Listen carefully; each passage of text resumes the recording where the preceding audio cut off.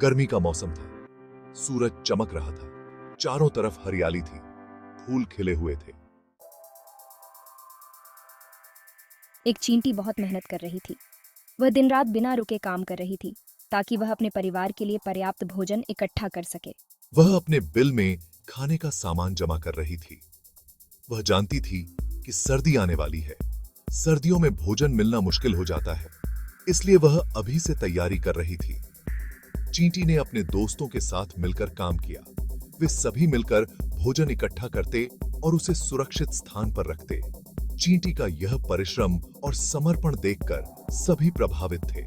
वह कभी हार नहीं मानती थी और हमेशा अपने लक्ष्य की ओर बढ़ती रहती थी। चींटी का यह संघर्ष हमें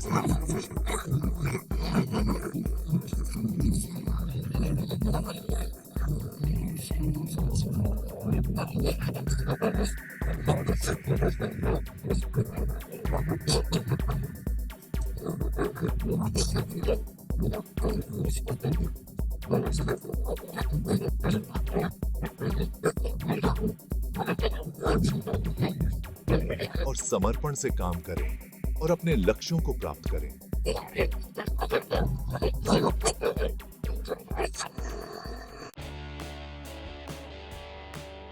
वहीं पास एक टिड्डा गाना गा रहा था।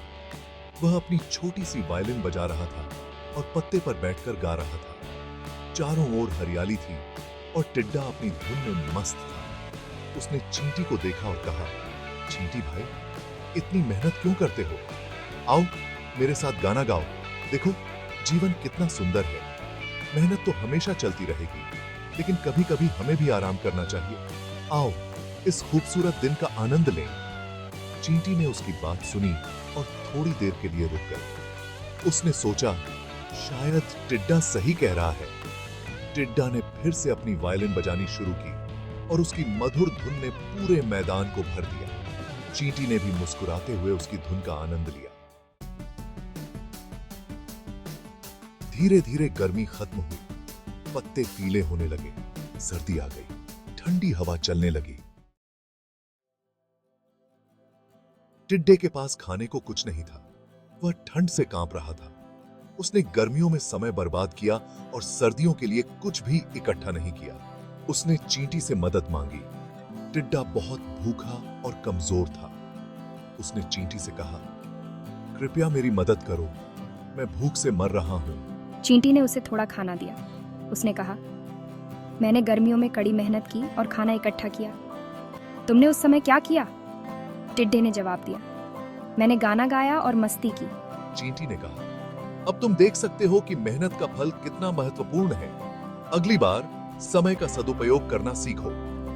टिड्डे ने शर्मिंदा होकर सिर झुका लिया और वादा किया कि वह अगली बार मेहनत करेगा। इस प्रकार टिड्डे ने एक महत्वपूर्ण सबक सीखा। उसने समझा कि मेहनत और तैयारी का कोई विकल्प नहीं है। सर्दियों के बाद टिड्डे ने गर्मियों में कड़ी मेहनत की और अगले सर्दियों के लिए खुद को तैयार किया। टिड्डे ने चींटी का धन्यवाद किया और कहा, तुम्हारी मदद और सीख के लिए मैं हमेशा आभारी रहूंगा। इस कहानी से हमें यह सीखने को मिलता है कि समय का सही उपयोग और मेहनत ही सफलता की कुंजी है।